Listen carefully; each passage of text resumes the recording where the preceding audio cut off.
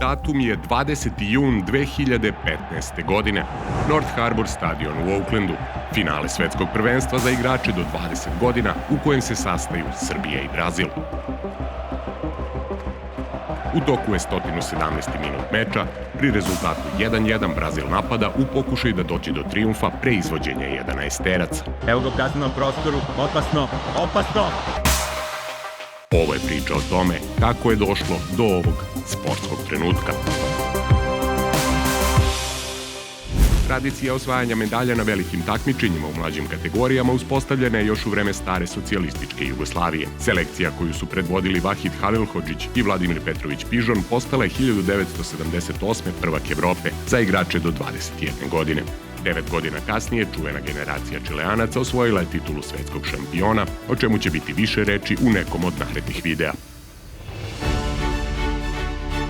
Nakon osamostaljenja Srbije, generacija koju je sa klupe predvodio Miroslav Đukić osvojila je srebro na Evropskom prvenstvu u Holandiji 2007. godine. Konačno, prvo zlato za Srbiju osvojeno je u Litvani 2013. na Evropskom prvenstvu za uzrast do 19 godina. Selektor je bio Ljubinko Drulović, a glavne uzdanice bili su Predrag Rajković, Sergej Milinković-Savić, Nemanja Maksimović i Aleksandar Mitrović. Mnogi od njih naći će se u timu koji će 2 godine kasnije na Novom Zelandu šokirati planetu.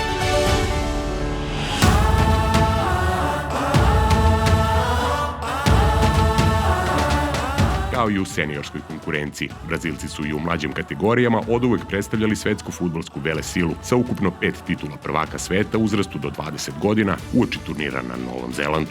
Godinu dana ranije mundijal je održan upravo u zemlji u kojoj je fudbal bio religija, a domaći navijači sa pravom su očekivali konačan trijumf svojih ljubimaca. Ipak Nemačka je u čuvenom polufinalu u Belo Horizonte uslavila sa 7:1 i po mnogima najvećoj fudbalskoj naciji na svetu nanela najteži poraz u njenoj istoriji. Brazilskom narodu bio je potreban uspeh koji bi zalečio rane od debakla 2014. godine. Popularni Seleção je uz Portugal bio viđen kao najveći favorit za konačan trijumf i na prvenstvu sveta na Novom Zelandu, a u timu selektora Rogerija Mikalea najistaknuti pojedinci bili su Andreas Pereira i Gabriel Jesus. Brazilci su rutinski prebrodili grupnu fazu sa sve 3 pobede, ali u osmini finala protiv Urugvaja, kao i u četvrtfinalu protiv Portugala, otišli su dalje tek nakon boljeg izvođenja 11-teraca. Ubedljivom pobedom nad Senegalom u polufinalu najavili su napad na svetsku titulu.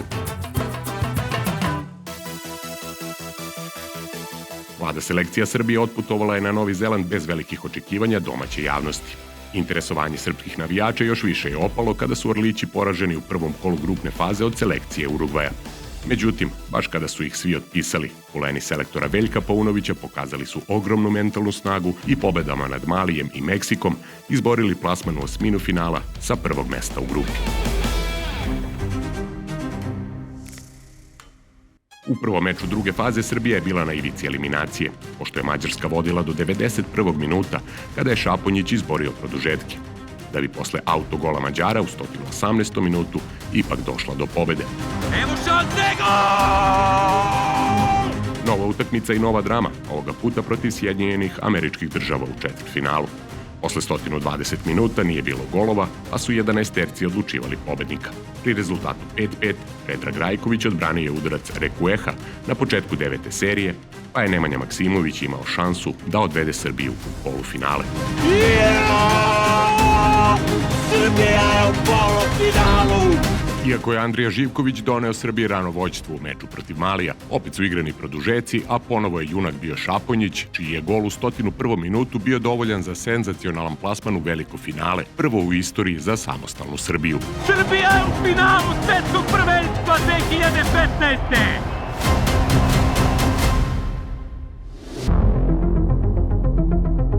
Tim koji je mnogo puta pokazao da ima pobednički karakter, ipak je imao ulogu apsolutnog autsajdera u meču za zlato, jer na drugoj strani bio je Brazil. Ali Veljko Paunović verovao je u svoje izabranike, čak i kada su ih svi ostali otpisali. Ima ostvarenja snova.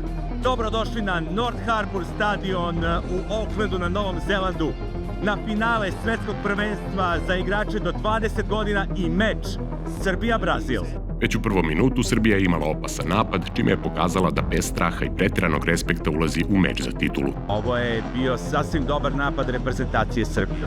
Brazilci su prvu veliku šansu imali u 10. minutu, ali je Rajković odlično reagovao. Dobar udarac, ali sjajna odbrana Predraga Rajkovića.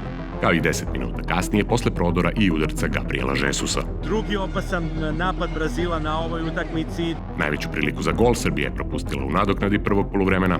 Babić, ovde je šansa! Ovde je najbolja prilika do sada! Tako da posle prvih 45 minuta nije bilo golova.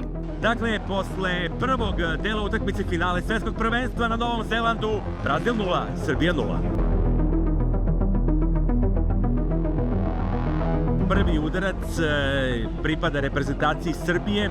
Na isteku prvog časa igre kolosalna prilika za Srbiju kada je Gajić šutirao pravo u golmana. Lepo, evo šanse! Gajić pokušao je da šutira. Kako je vreme odmicalo, rasla je nervoza među igračima južnoameričke selekcije, dok su Orlići igrali sa sve više samopouzdanja. A onda, u 70. minutu, sjajan napad Srbije i pogodak Staniše Mandića. Evo šanse! Gol! Gol! Mandić, 1:0! Samo 3 minuta kasnije Andreas Pereira posle solo prodora uspeva da savlada Rajkovića i vrati rezultatski egal. 1:1, 73. minut. Lako je ušao u šansu Andreas Pereira. Isti igrač mogao je da donese titulu svetskog šampiona svom timu, ali je kapiten Srbije još jednom odličnom reakcijom odveo utakmicu u dodatnih 30 minuta. Spremamo se za četvrte produžetke u nizu. Brazil je napadao i stvorio nekoliko šansi u dodatnih 30 minuta, međutim rezultat se nije menjao. Uskoro početak drugog produžetka. Pokušali su Brazilci po svaku cenu da dođu do pobede pre penal serije, ali se Srbija dobro branila i čekala svoju šansu iz kontra. Tako dolazimo do trenutka sa početka ove priče. Odvila se lopta, traži se igra bez faula, odličan potez Stefana Ilića. Stefan Ilić ide napred. Trebalo bi dodati loptu Živkoviću. Živković, Maksimović, nema ofsajda. Maksimović, gol! Gol! 2:1! Srbija je prvak sveta! Srbija je prvak sveta u fudbalu! Najneverovatnija priča u istoriji srpskog fudbala! Srbija je šampion! Junak pobede nad Brazilom, Nemanja Maksimović, ekskluzivno za kanal Bold Production, prisetio se finalnog meča i gola kojim je Srbiji doneo titulu prvaka sveta. Jednostavno rekao sam sebi da moram da se smirim, udahnuo sam i odjednom mi se otvorio veliki prostor gde je gol bio stvarno ogroman, a golman mali, ali to je stvarno povezano sa ogromnim samopouzdanjem koji smo imali i koje je raslo iz utakmice na tom turniru. 2 dana kasnije Zlatnim Orlićima priređen je spektakularan doček u Beogradu.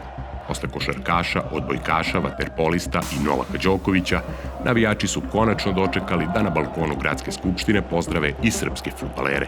Većina igrača iz zlatne generacije ostvarila je uspešne međunarodne karijere, ali u dresu reprezentacije nisu uspeli da ponove uspeh sa Novog Zelanda.